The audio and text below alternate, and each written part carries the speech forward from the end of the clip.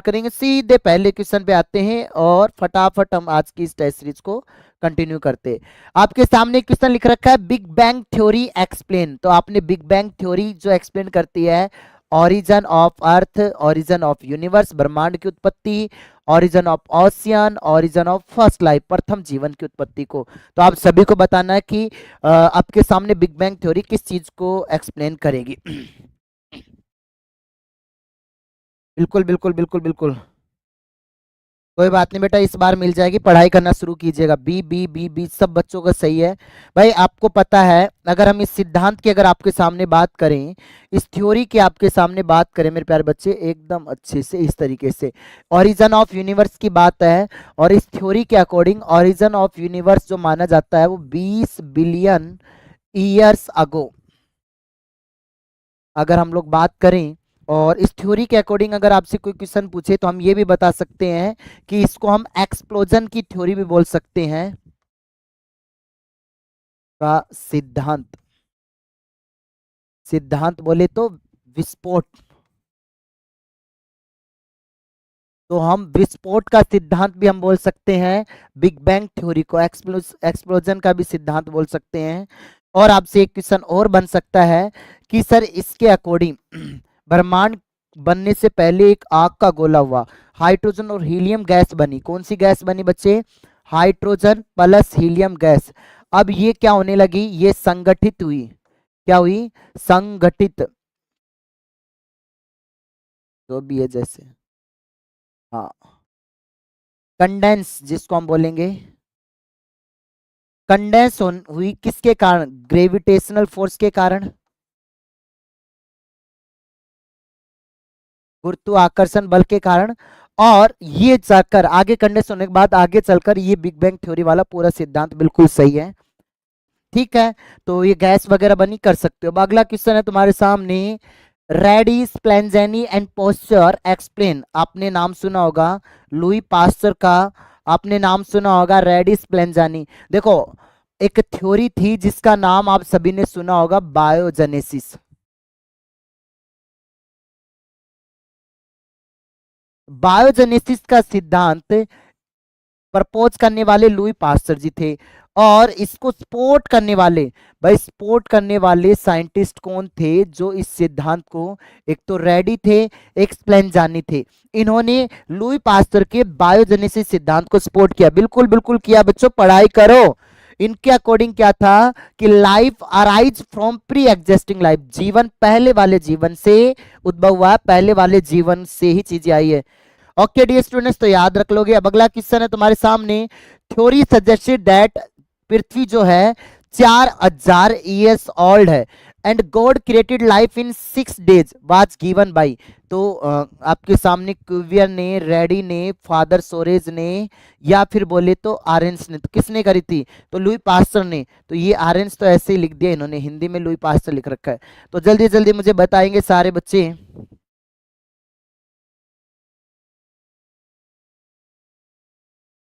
किसी को नहीं पता? मैं बताता हूं। देखो, इसको सपोर्ट करने वाले, देखो ये अगर हम बात करें गिवन बाई बात करें, या फिर हम बोले तो परपोज बाई, परपोज, परपो, पर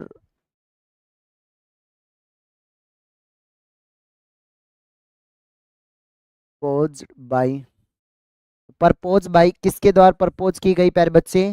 हर्बू नाम के साइंटिस्ट के द्वारा। साइंटिस्ट कौन था? हर्बू। इन्होंने प्रपोज किया। और फादर सोरेज ने क्या किया? इस स्टोरी को या फिर इस सिद्धांत को क्या किया प्यारे बच्चे? सपोर्ट किया। बिल्कुल बिल्कुल बिल्कुल बिल्कुल, सारे बच्चे यार बातें नहीं, इसको पढ़ाई पे ध्यान दे। आपको पता है कि इस थ्योरी को हम किस नाम से जानते हैं? स्पेशल क्रिएशन के नाम से जानते हैं। स्पेशल क्रिएशन का सिद्धांत या पैरेस्मिया का सिद्धांत।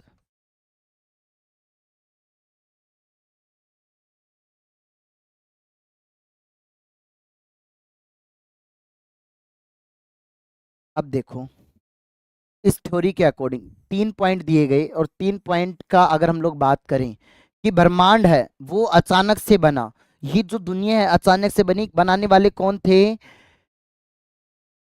तीन इन्होंने चीजें कही कि भगवान ने अचानक से क्या बना दी भाई, दुनिया बना दी। ठीक है, और ये दो तीन चीजें थी, एक विस्फोट हुआ, स्पोर्ट्स के बेसिस पर इन्होंने लाइफ का निर्धारण किया। ठीक है, तो ये चीजें याद रखोगे नहीं रखोगे? ठीक है।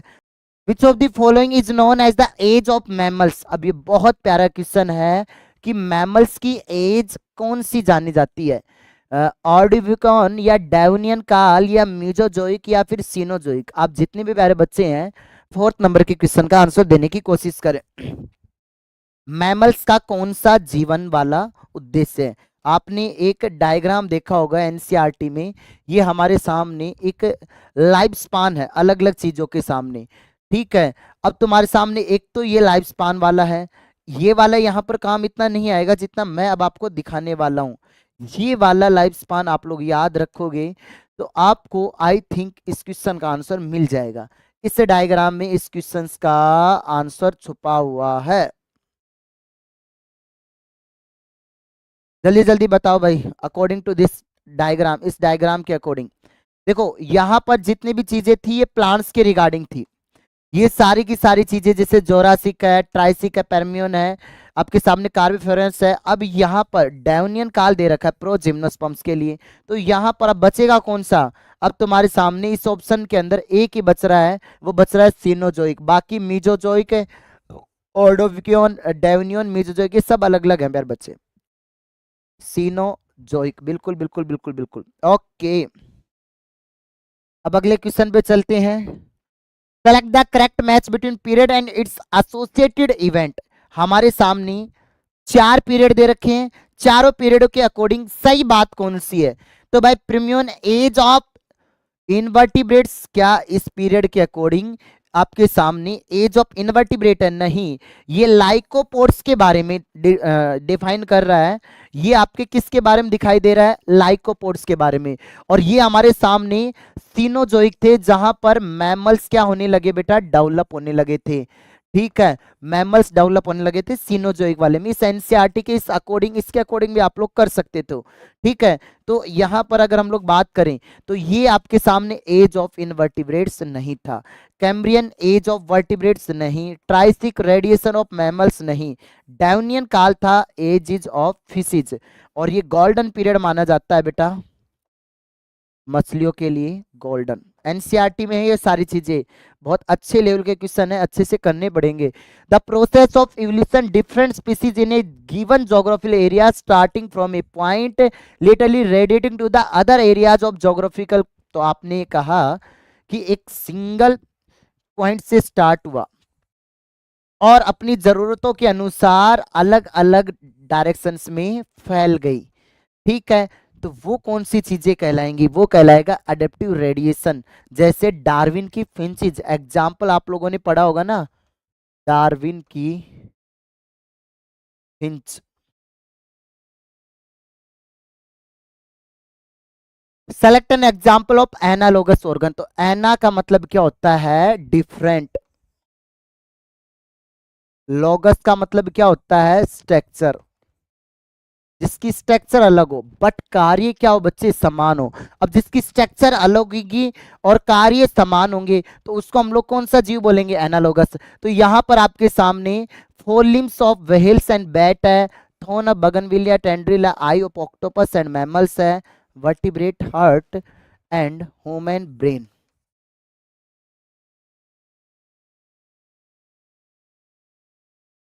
आपके सामने ऑप्शन सी सी सी सी सी। क्या बात है, ठीक है बेटा अंकित जांगिड़, मैं रिप्लाई नहीं दे रहा बट पढ़ाई करो। आई ऑफ ऑक्टोपस एंड मैमल्स, ये किसका एग्जाम्पल आपके सामने? एनालोगस का। बाकी आप सभी प्यारे बच्चों को पता है कि बेटा ये होमोलोगस का एग्जाम्पल है, ये किसका है? होमोलोगस का है, और ये आपके सामने होमोलोगस का है। ठीक है, ये थ्योरी है जो जर्म प्लाज्म थ्योरी आप सभी ने सुनी होगी, और एक साइंटिस्ट का नाम था लैमार्क। उन्होंने use and disuse of organ दिया था। इन्होंने कहा था कि अगर कोई जीव में अगर कोई ऑर्गन काम आ रहा है तो लैमार्क ने कहा यूज एंड डिसयूज वाले सिस्टम चलेगा। अब आपके सामने जर्म प्लाज्म थ्योरी जो देने वाले साइंटिस्ट थे वो थे एक विजमैन नाम के साइंटिस्ट। इन्होंने क्या किया, 22 जनरेशन तक, 21 कहीं 21 लिख रखी होगी, मान लेना है कि बात है, जनरेशन 22 जनरेशन तक क्या किया, चूहों की पूंछ काटी, और चूहों की पूंछ काटी, और बताया कि ये जो चूहे के अंदर हमने पूंछ काटने फिर हम जनन करवा रहे हैं, तब भी देख रहे हैं कि यूज एंड डिसयूज ऑर्गन वॉल्व थ्योरी जो थी लेमार की, इसको डिसअप्रूव करने के लिए discard the theory of use and disuse of organ, कहा कि ऐसा कुछ नहीं होता है, ये सब दिखावटी चीजें हैं, ये हमें बेवकूफ बनाने की कोशिश की जा रही है कि अगर एक जगह से कोई चीज शुरू हुई है मेरे लाडले बच्चे, जैसे हमने कहा कि मैंने एक लैमार्क ने कहा था कि एक अपने बेसिस पर कि ये जैसे तुम्हारे सामने पेड़ लगे हुए हैं, फिर तुम्हारे सामने और पेड़ लगे हुए हैं, ठीक है, फिर तुम्हारे सामने और पेड़ लगे हुए हैं।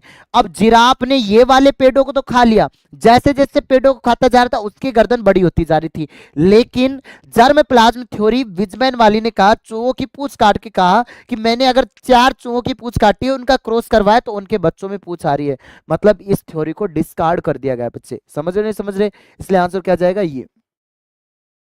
Which of the following give the correct representation of Hardy Weinberg equation, तो भाई कौन सा यहाँ पर हमारे सामने हार्डे-विक्सबरिंग इक्वेशन का सही रिप्रेजेंटेशन है, कौन सा है तुम्हारे सामने, p plus q square plus 2pq is equal to 1, p square plus 2pq plus q square is equal to 1, क्या है तुम्हारे सामने इसका सही रिप्रेजेंटेशन, तो ये आपके सामने जाएगा p square plus 2pq plus Q square is equal to 1। तो सिंपल सा पता है कि इन्होंने हार्डे ने ये कहा था कि इस दुनिया में एक जीन पूल नाम की चीज होती है, जीन पूल, ठीक है, या फिर बोले तो एलील फ्रीक्वेंसी, क्या प्यारे बच्चे, allele frequency in a population, कोई भी पॉपुलेशन में क्या होती है प्यारे बच्चे, कांस्टेंट होती है।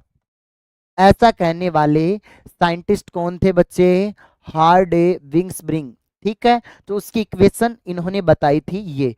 अब क्वेश्चन दे रखा है select the following correct match, तो हमें चारों में से सही मैच आप लोगों को बताना है, तो पढ़ेंगे सारे बच्चे, बिल्कुल बिल्कुल बिल्कुल बिल्कुल बिल्कुल बिल्कुल हम पढ़ाई करेंगे।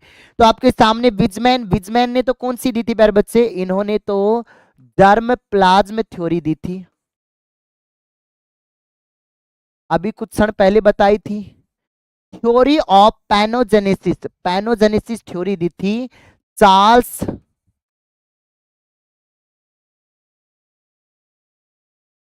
डार्विन ने,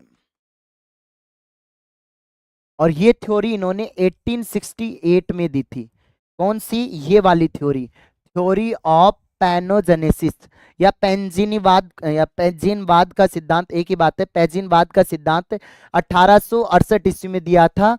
इसके अंदर आपके जेनेटिक सिम्टम से रिलेटेड थ्योरी थी कि डेवलपमेंट ऑफ हेरिडिटी, ये किसके बेसिस पर थी, ये थ्योरी थी, ये थी प्यारे बच्चे डेवलपमेंट ऑफ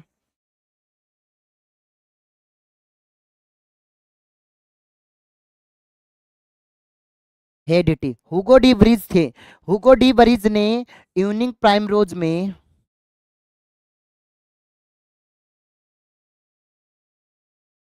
म्यूटेशन के बारे में बताया, याद है नहीं है, अब कहाँ पर थे हम लोग, ये पढ़ाता हूँ, बार बार आप इन चीजों को कमेंट ना करो, मैं कर लूंगा अलग से डिस्कशन।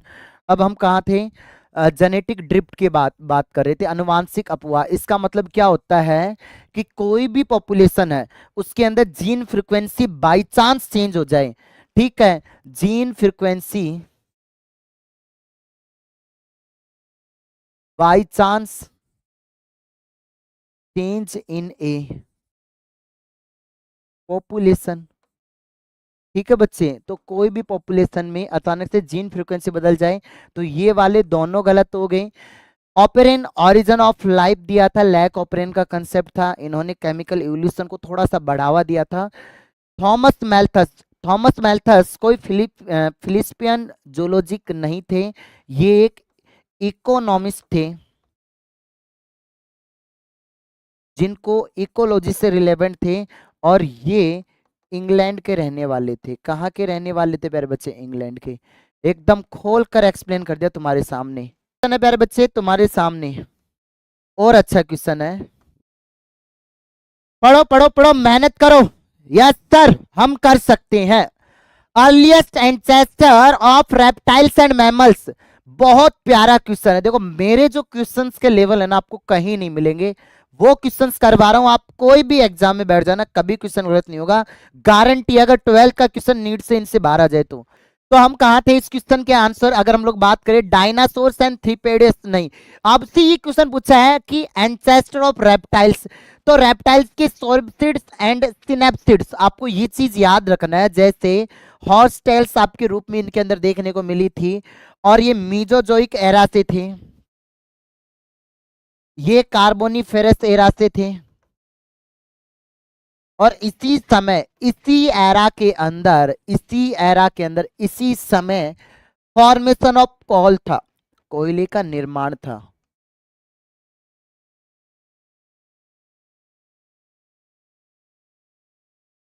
कोयला आपको पता है सेडमेंटेड लेयर, बोले तो आपको सब पता है कि लेयर बाय लेयर के रूप में मिलता है, तो कोयला था, समझ सकते हो। Choose the correct sequence of evolution of plants, पादपों का सही क्रम और सही विकास। बिल्कुल एनसीईआरटी से, बिल्कुल एनसीईआरटी से इतना प्यारा क्वेश्चन, इतने जबरदस्त क्वेश्चंस करवा रहे हैं बच्चे तुम्हें, तुम्हारा दिल खुश हो जाएगा। अब आप इन दो डायग्रामों को बहुत हल्के में लेते हो इवोल्यूशन में, एकमात्र ऐसा चैनल जो आपको इन चीजों से भी करवा रहा है। क्यों? क्योंकि इसको इग्नोर कर दिया जाता है एनसीईआरटी में इन डायग्रामों को, और इन्हीं से क्वेश्चन बन जाएगा। जब क्या करोगे बेटा, एक दूसरे का मुंह देखते रहोगे। अब आपको पता है कि ये तो मॉडर्न टाइप है, अब आपके सामने ये शुरुआत की बात है। अब तुमसे इसमें ये क्या पूछा, ये मुझे पता काफी बच्चों को कम समझ में आएगा। Choose the correct sequence of evolution, तो मतलब बोले कि पूरी दुनिया में सबसे पहले कौन से ऐसे पादप थे जो आए थे, समझ रहे नहीं समझ रहे, ऐसे कौन से पादप थे जो आए थे। तो आपको इस क्वेश्चन के अकॉर्डिंग आंसर देना है। तो आपका आंसर जाएगा पूरी दुनिया में पहले राइना आया, फिर साइलोफाइटोन आए, या फिर उसके बाद आया प्रोजिम्नोस्पर्म, और फिर लास्ट में सीड फन आपके सामने डेवलप हुए। तो यही तो है एक ऑर्डर तुम्हारे सामने इस डायग्राम के अकॉर्डिंग। देखो सबसे पहले, इससे पहले के मैंने ऑप्शन नहीं दिए। अगर हम फर्स्ट, अगर ऑप्शन में होता है ये first, second, third, fourth, fifth, sixth, इस तरीके से भी कर सकते हो। Okay my all lovely students, listen carefully, now focus on this class without wasting of a single minute. मैं क्या समझाने जा रहा हूं इस चीज को समझना। यहां पर क्लोरोफाइटी एंसेस्टर थे, यहां पर ट्रेकियाफाइटी एंसेस्टर थे। फिर अगर हम प्लांट्स के केस में जाएं तो यहां पर सबसे पहले राइना टाइप के प्लांट्स हैं, फिर आपके साइलोफाइटोन टाइप के प्लांट्स हैं, फिर है प्यारे बच्चे प्रोजिम्नोस्पर्म्स, और लास्ट में सीड फंस। तो ये क्रम वाइज ये ऑर्डर है, ये ऑर्डर है, ये ऑर्डर आपको याद रखना पड़ेगा, लोवेस्ट टू हाईएस्ट, उच्च श्रेणी के पादपों की ओर। सर लैब असिस्टेंट वैकेंसी कब तक आ सकती है? मैंने 3 वीडियो बना दी, और मैं आपको इसके लिए अलग से वीडियो बना दूंगा। मानव chimpanzee, now focus on this class मेरे बच्चे। तो ये याद रखोगे नहीं रखोगे, राइना टाइप्स के प्लांट्स ऐसे करते करते ये ऑर्डर आपको लास्ट में, ये आपके डाइकोटिलिडोन्स और ये एंजियोस्पर्म्स, इस तरीके से डेवलपमेंट होता है। आप इन डायग्राम को पढ़ते नहीं हो, मैं इस डायग्राम से अच्छे क्वेश्चंस आप लोगों को करवा देता हूं, ठीक है। Which gas form after the temperature come down of universe, जब ये आपको बिग बैंग थ्योरी में पढ़ा होगा, बिग बैंग थ्योरी, जब यूनिवर्स के निर्माण वाले सिद्धांत में कि अचानक से पूरी दुनिया में, ठीक है बिल्कुल सर, ये क्वेश्चन बारे में नहीं पढ़ाएगा तो कोई नहीं, हम है ना यार आपको पढ़ाने के लिए, टेंशन ना लो। आप सभी को पता है कि जब दुनिया में अचानक से विस्फोट हुआ, महाविस्फोटक का सिद्धांत बिग बैंग थ्योरी को कहा गया।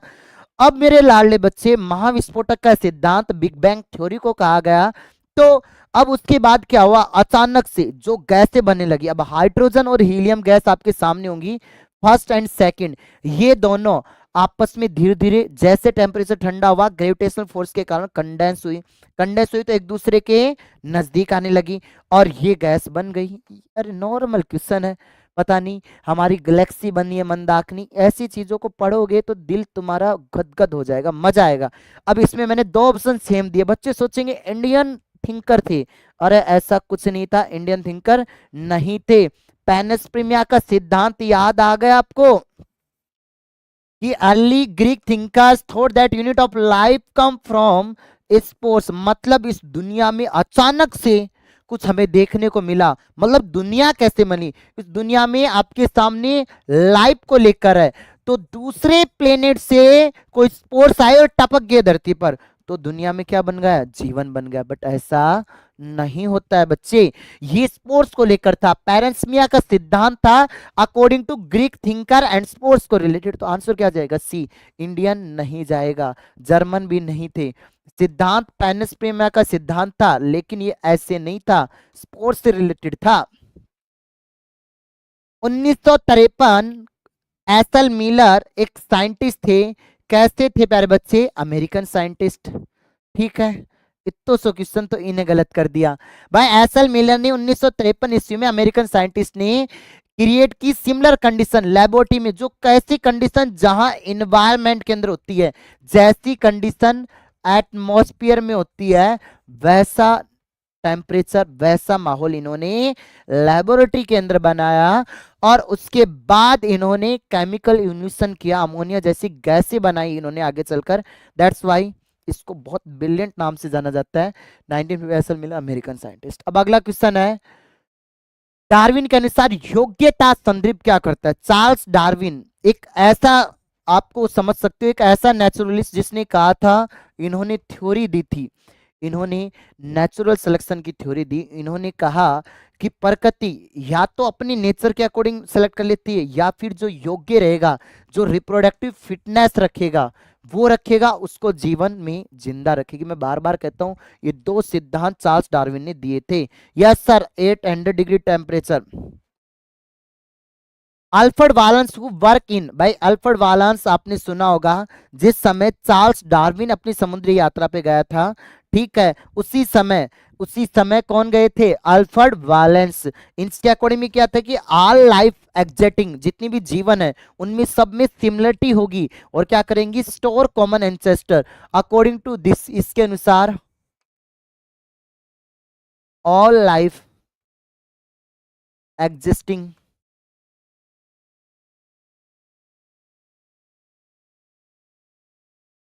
Similarity and common ancestor. मैंने क्या कहा, जितने भी जीव हैं वो सिमिलरिटी रखेंगे, समानता रखेंगे और समान पूर्वज रखेंगे। उनके समान पूर्वजों के कैरेक्टरिस्टिक्स हैं, वो क्या करेंगे, स्टोर करेंगे, संग्रहित करेंगे। याद रखोगे किसके अकॉर्डिंग था, मैलई द्वीप समूह पर, या मालई द्वीप समूह, माउंट द्वीप समूह, या मैरी द्वीप समूह। एनसीईआरटी की लाइन है, उठा के देख लेना, एग्जाम होगा जब तक हो जाएगा, आंसर दे बेटा। एनसीईआरटी की लाइन है। पता है कैसे लोगों ने सच माना, क्योंकि डार्विन गया था, इंग्लैंड का साइंटिस्ट था, 22 साल की उम्र में निकल गया था 1831 ईस्वी में। उसी समय अल्फ्रेड वैलेंस गया था। इसकी चीजें भी डार्विन की जैसी सिमिलरिटी रखती थी, इन्हीं बेसिस पर ये चीजें बता पाए, समझे। एक कॉमन प्रीमिस, क्या लिख रखा है, common presumable conclusion is that earth is very very very not thousand of years was thought earlier but Khalistan. तो इनके अकॉर्डिंग मानना था कि कुछ ऐसे अन्य निष्कर्ष निकले, पृथ्वी बहुत ज्यादा पुरानी है, 1000 साल नहीं, जैसा पहले बताया गया था कि ये कितनी साल पुरानी है, ये आपके सामने स्टेटमेंट थे। तो आपके सामने इस स्टेटमेंट की कि यहाँ पर एक ओल्ड और यहाँ पर तोड़ दैट कर बिलियंस, तो बिलियंस बोले तो लगभग कितनी बिलियंस है, पृथ्वी 4.5 बिलियंस ईयर्स ओल्ड है, ज्यादा पुरानी हमारी पृथ्वी नहीं है। कथन है, निष्कर्ष है, बाकी तुम निकालने में समझदार हो, तो कथन है और निष्कर्ष है, तो इस चीज को हम लोग निकाल देते हैं। यहां पर तुम्हारे सामने thorns in bougainvillea and tendrils in cucurbita represent the divergent evolution. बिल्कुल, डाइवर्जेंट किसका एग्जांपल हो गया, होमोलोगस का हो गया, ठीक है। The similarity in the eyes of octopus and monkey in the result of convergent evolution. बिल्कुल बिल्कुल, यहां पर पी वाला स्टेटमेंट आपके सामने सही है, क्यू वाला भी सही है कि यहाँ पर कन्वर्जेंट को शो करेंगे, क्योंकि ये किसका एग्जाम्पल हो गया, एनालोगस का। The potato and sweet potato are example of homology, नहीं बच्चे, एनालॉगी। तो यहाँ पर पी और क्यू सही है, आर आपके सामने गलत है। तो पी और आर ये नहीं जाएगा, ये भी नहीं जाएगा, पी एंड क्यू करेक्ट। तो आंसर क्या चला जाएगा, थर्ड चला जाएगा। Marsupials evolved from the ancestor stock but all with Australian content this represent। भाई marsupials जो थे वो ancestor stock बोले तो आपके पूर्वजों के बेसिस पर आए, but the all within the Australian content adaptive radiation like the Darwin finches। ये आपके एनसीईआरटी की लाइन है। वो कैसे थे भाई, अडेप्टिव रेडिएशन थे जैसे डार्विन फिंचेस के थे। मतलब क्या हुआ, अडेप्टिव रेडिएशन का मतलब स्टार्ट फ्रॉम ए पॉइंट, एक पर्टिकुलर ज्योग्राफिकल पॉइंट से स्टार्ट होना, और स्टार्ट होने के बाद मेरे प्यारे बच्चे ये फैले, अपनी जरूरतों के अनुसार अलग अलग डायरेक्शन में गए, और अलग अलग डायरेक्शन में जाकर जहां का ज्योग्राफिकल एरिया हुआ, जहां पर स्पीसीज समान हुए, वहां जाकर बस गए। तो ये डार्विन फिंचेस के अकॉर्डिंग हो गया। What is the true regarding the industrialisation in England. तो इंग्लैंड के अंदर ये क्वेश्चन थोड़ा सा इसमें एरर मान लो, या फिर इस क्वेश्चन में मैं बोनस भी दे सकता हूं। इस क्वेश्चन को बड़े आसानी से और अच्छे से समझने की कोशिश करना। यहां पर इस क्वेश्चन की अगर हम लोग बात करें,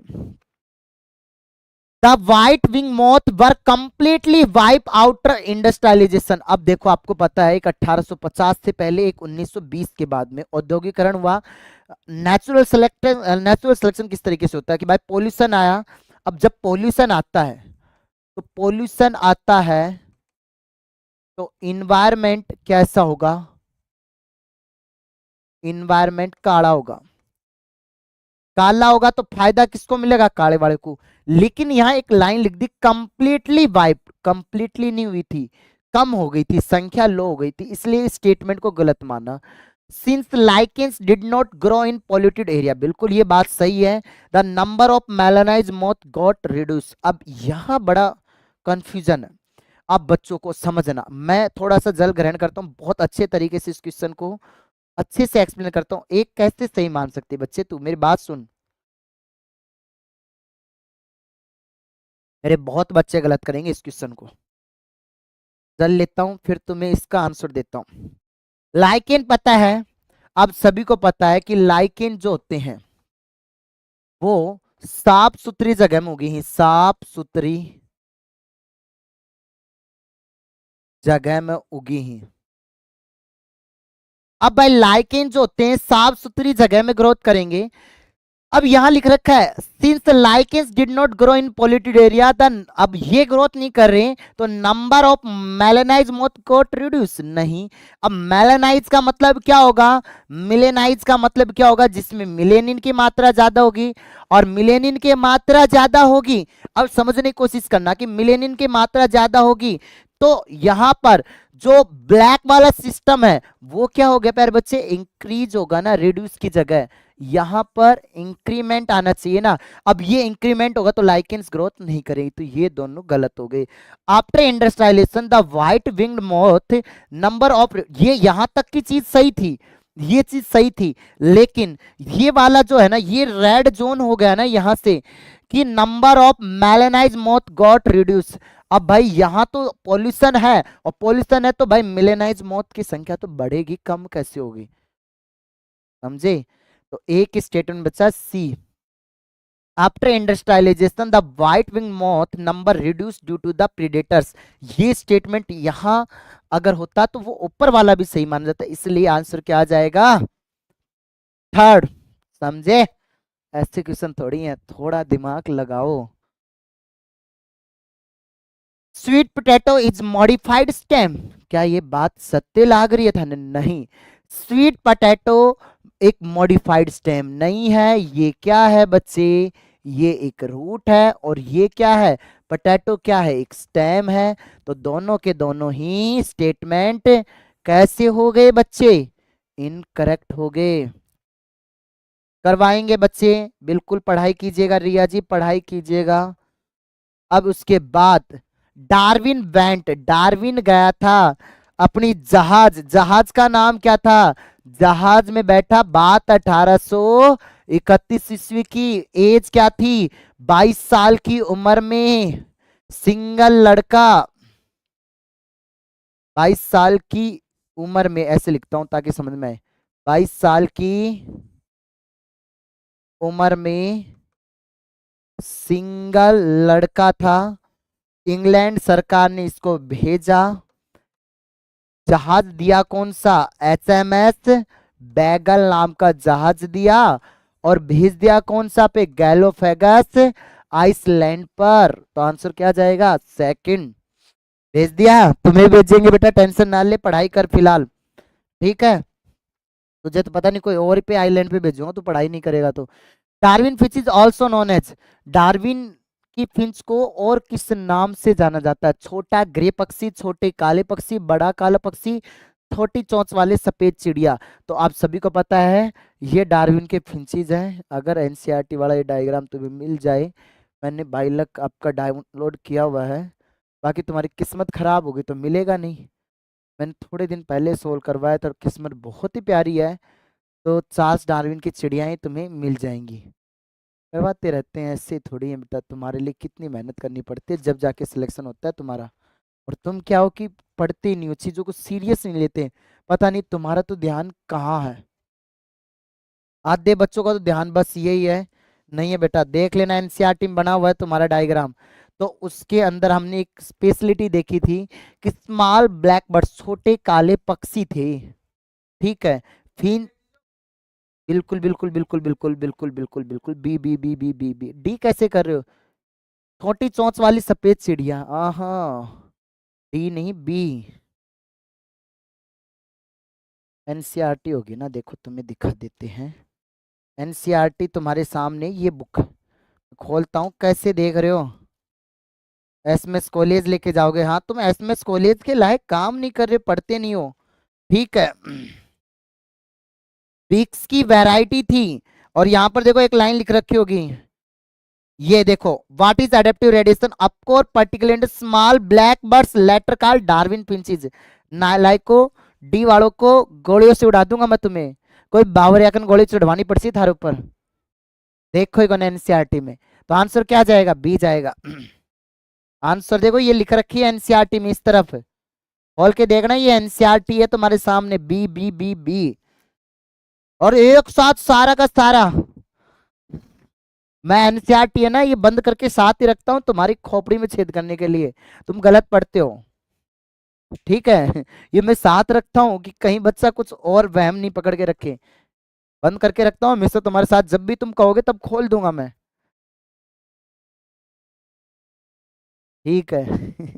बाद में डार्विन फिंचीज बोला था। मैं करूँ, मेरे क्वेश्चन ऐसे हैं, एक एक लाइन को बड़े ध्यान से पढ़ना पड़ेगा तुम्हें एनसीईआरटी को, माथा घूम जाएगा तुम्हारा। हाँ, Khalistan adaptive radiation appeared have occur in isolated geographical area one can call। तो भाई यहाँ पर इस क्वेश्चन का आंसर क्या जाएगा? तो यहाँ पर जाएगा more than one adaptive radiation appear to have occurred in a isolated geographical area one can call convergent evolution। क्योंकि ये आपके एनालोगस से जुड़ा हुआ है और ये भी आपके एनसीईआरटी में है कि जब अनुकूली विकिरण एक पृथक भौगोलिक क्षेत्र से उत्पन्न हुआ तो इसे हम लोग कन्वर्जेंट इवोल्यूशन कहते हैं। समझे?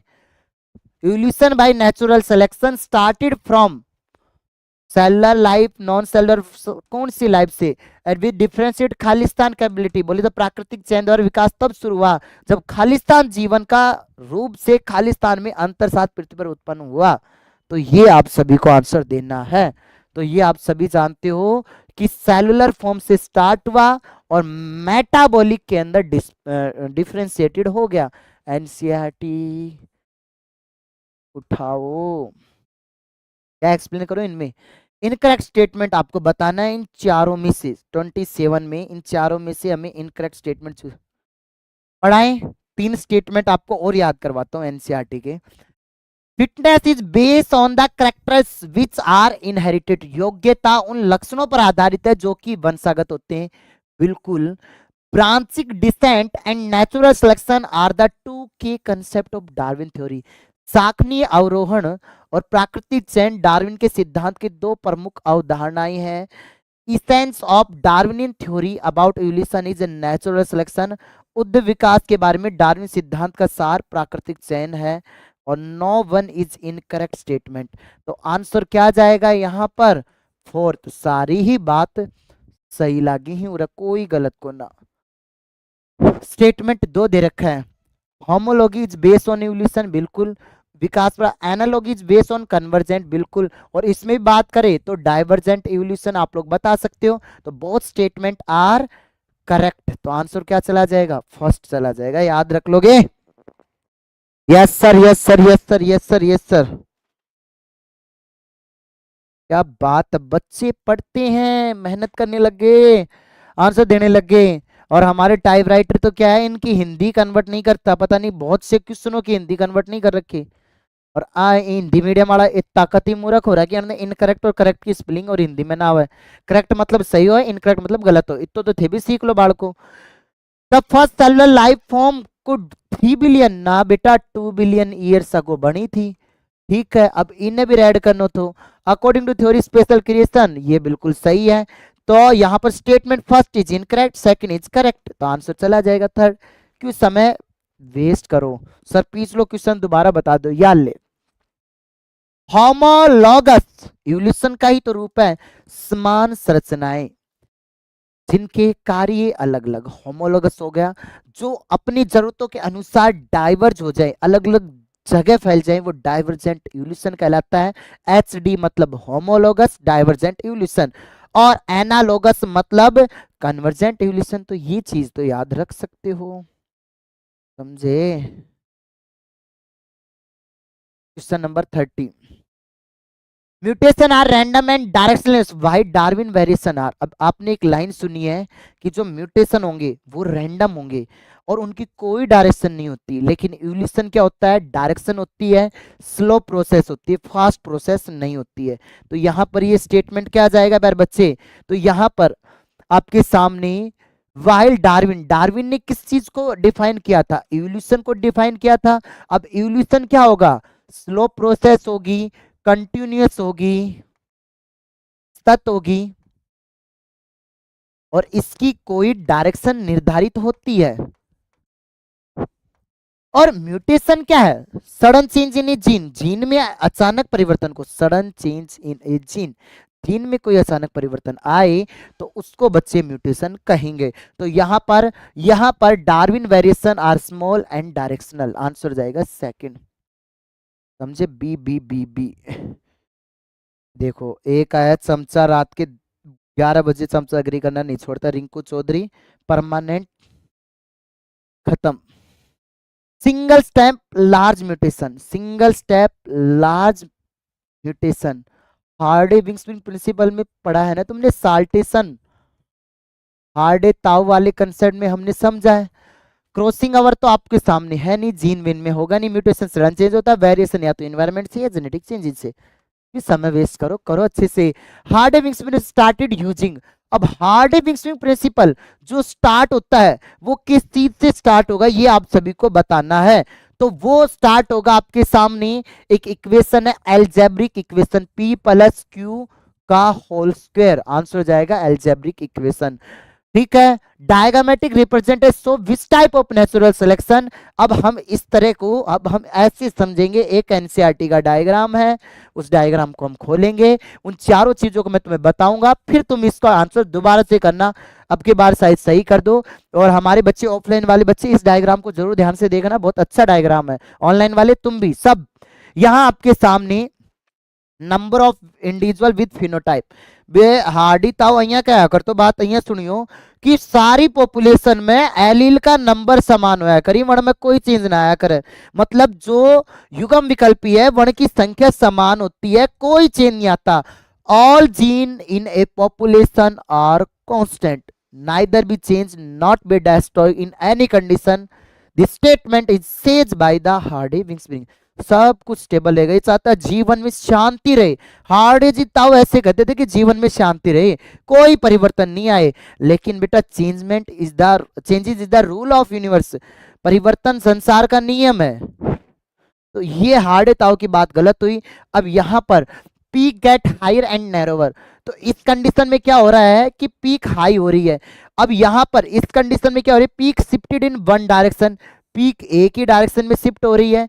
और यहां पर टू पीक्स फॉर्म, यहां दो पीक बन रही है। अब देखो ये डायग्राम ने, यहां पर ऐसा हो रहा है, डायरेक्शनल हो रहा है।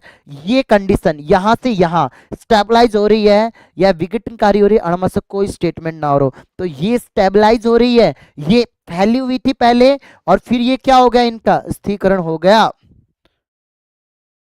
पढ़ सकते हो अंकुर कुमार, मेहनत करके सब कुछ कर सकते हो। सर एक शायरी और सुना दो बेटा, तेरा नाम बता फिर तेरे को शायरी सुनाऊंगा मैं। तो हार्डे ताऊ की बात याद रखियो, काम आओगी एग्जाम में। बहुत खतरनाक इंसान था। आ लो भैया, अब क्वेश्चन नंबर 34 पे आगा पा, फटाखट चाले गाड़ी। बाइनोमियल एक्सपेंशन, अब इसको फैलाओगे तो तुम्हारे सामने फॉर्मूला आ जाएगा तीसरा। अल इन टाइम वेस्ट करोगे क्या बेटा, ताला आ गया। कर लांगे सर, कर लांगे P square plus Q square plus two P Q is equal to one. कई बार होता है P square plus two P Q plus Q square is equal to one. ये हार्डे ताऊ का कंसेप्ट था। चार पांच क्वेश्चन करवा दिया। एक और लो, which factor is not included in Hardy ताऊ इक्विलिब्रियम। हार्डे ताऊ का कौन सा कंसेप्ट यहां पर काम नहीं कर रहा भाई, कौन सा स्टेटमेंट। बेचारा ताऊ को कावा नहीं है ये भाई, ये तुम्हारे ताऊ का नहीं है, ये तुम्हारे चाचा जी का। और चाचा कौन थे, डार्विन। तो ये कंसेप्ट है डार्विन चाचा का। यही तो कह रहा है कि survival of fitness, reproductive fitness, ये कौन मान रहा था, डार्विन चाचा। हार्ड ताऊ तो gene flow, genetic drift, natural selection, ये सब कुछ यहाँ पर मेजोरिटी देखो नेचुरल सिलेक्शन से रिलेवेंट भी है इसके अंदर, लेकिन सर्वाइवल ऑफ फिटनेस मेन।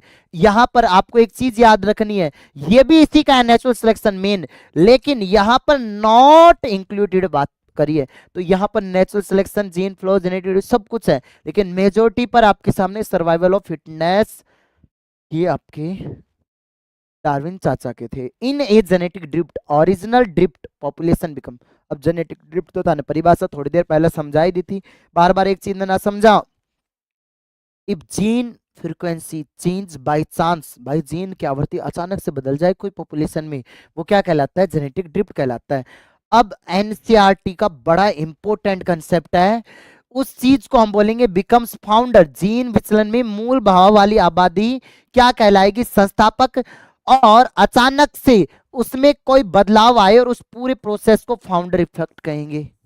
तो फाउंडर इफेक्ट भी क्लियर हो गया होगा कि पहले जेनेटिक ड्रिफ्ट आपको पता होना चाहिए, gene frequency change by chance, gene की आवृत्ति अचानक बदल जाए, और then genetic drift original drifted population become founder, and process is known as founder effect.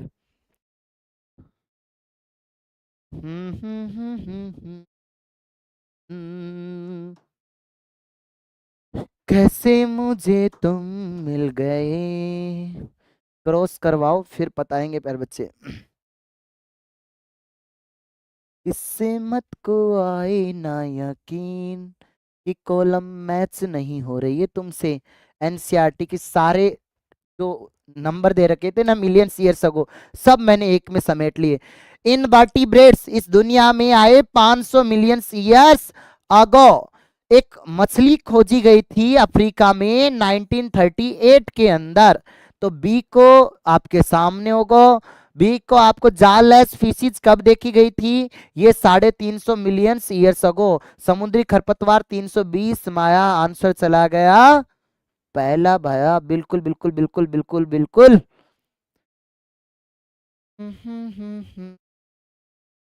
ला ला ला ला ला ला। अब इस क्वेश्चन के अंदर हमें चूज करना है राइट स्टेटमेंट। अब थे सही बात पहचान, हम तो थे बहुत एक्सपर्ट हो, तो पहचानो भाई कब तुमने कौन सी चीजों की खोज करी, पहचानो पहचानो पहचानो। कहाँ थे, amphibians involve in to reptiles they lay thin sealed egg shell do not dry up, नहीं ड्राई होते थे। ठीक है, इन 1937 नहीं 1938, कुछ क्षण पहले तो बताया था। A fish caught in South Africa happen to be a coelacanth which was thought to be extinct, तो उसको विलुप्त मान लिया गया था। reptiles went back into the water, evolved into a fish like reptile 200 million years ago। ऐसा नहीं था, सॉरी ऐसा ही था, ये बात सत्य थी, उल्टा बोल गया मैं। ठीक है, तो ये गलत है, ये गलत है, और ऐसा था। डायनासोर, ये आपको पता है कि ये आपके डायनासोर्स का ही रूप था, ठीक है, जिसके बड़े दांत थे, ड्रैगर्स लाइक टीथ हमें देखने को मिलते थे। बिल्कुल बिल्कुल बिल्कुल। यार आपसे बात करनी, सचिन राजपूत बेटा तेरे को मैं टाइम आउट करता, तू लड़कियों से बात करे, तू पढ़ाई नहीं कर रहा, पढ़ाई कर। नालायक, पढ़ते हैं नहीं। इसके दांत 20 फुट, यहाँ पर विशाल भयंकर खंजर वाले दांत, सबसे बड़ा, याद कर सकते हो यार, ड्रैगन लाइक टीथ दिखते थे। हाँ, और स्टेटमेंट ने देखो और कौन सा सही है कौन सा फॉल्स है। Special creation theory has 4 connections, कोई 4 क्रिएशन नहीं थे, 3 पॉइंट थे, ठीक है। उसके बाद according to special creation theory diversity was very low since creation, ऐसा नहीं था, सब समान है, कोई चेंजमेंट नहीं आया। According to theory earth is about 4 billion years old, नहीं, आग के अनुसार तो बस का पृथ्वी बस 4000 साल पुरानी है, कोई ज्यादा दिन पुरानी को ना। तो सारा ही गलत स्टेटमेंट दे रहा है, तो कोई से को ना, ए भी फॉल्स, बी भी फॉल्स, सी भी फॉल्स, आंसर भी फर्स्ट चला गया। करेक्ट ऑप्शन बताओ, तुम्हारे सामने 3 ऑप्शन है, तीनों के अकॉर्डिंग कुछ तो सही बात होगी यहाँ पर, क्या है। अब हम इनमें से सही ऑप्शन चूज करेंगे, तो पढ़ते हैं। द फर्स्ट मैमल्स वर शुरू, बिल्कुल, पहले स्तनधारी शुरू थे। Fossils of shrew were small size, बिल्कुल। Mammals were viviparous and protected their unborn young inside the mother baby, बिल्कुल। तो यहाँ पर आंसर भी चला गया फोर्थ, सारी चीजें सही है। बेटा क्लास में सुनाऊंगा कल तेरे को ऑफलाइन में शायरी, पढ़ाई कर ले फटाफट। सरकारी ऑप्शन आज अपन खत्म कर रहे हैं, थोड़ी स्पीड मैंने लास्ट में बना ली क्योंकि तुम्हारे को जल्दी करवाने थे। आपको पता है 1 घंटा भी नहीं हुआ क्लास स्टार्ट की हुए। Hominid the first mammal like creature, तो अब यहाँ पर पूरी दुनिया में पहला मानव क्या था, तो पहला मानव जो दिखाई दिया था वो होमो हैबिलस था। किससे, होमिनिड, ह्यूमन फर्स्ट लाइन, क्योंकि आस्ट्रेलोपिथेकस निंडोथर्मल इनसे पहले आपको पता है कि होमो हैबिलस आया। होमो इरेक्ट ये पहले आ गया था, ये पहले आ गया, लेकिन होमो हैबिलस मानव जैसे दिखाई देता था। रामाफिथेकस था पर इतना नहीं था। ड्राइफिथेकस एपी लाइक स्ट्रक्चर थी। करेक्ट स्टेटमेंट फिर थाने बताना है अड़मास है। सारे बच्चे सेशन ने शेयर करो 53 मिनट में, भाई मूड बनता है ना तो मैं 20 मिनट में भी करवा देता हूँ।